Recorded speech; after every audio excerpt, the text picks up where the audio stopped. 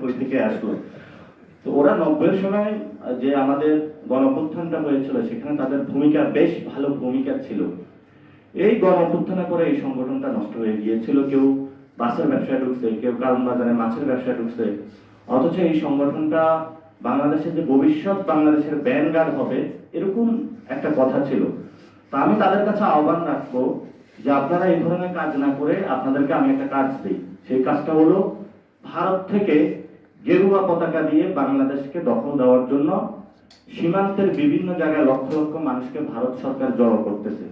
আপনারা যদি কোনো কাজ কাম না থাকে ওইখানে সীমান্তে যে ধান ক্ষেতগুলো আছে, যে ধানের জন্য আপনারা এত যুদ্ধ করেন, এই ধান ক্ষেতগুলো কি আল্লাহর রাস্তায় পাহারা দেন, যাতে ভারত থেকে কোনো গেরুয়া পতাকা ভারত থেকে পুশিং করে কাউকে বাংলাদেশে না পাঠাতে পারে। অ্যাটলিস্ট হলে আপনাদের মান সম্মান গুলো ফিরে আসবে। এইসব সন্ত্রাসী আজেবাজে কাজ আপনারা করবেন না। আমি আগে ঘোষণা দিয়েছি।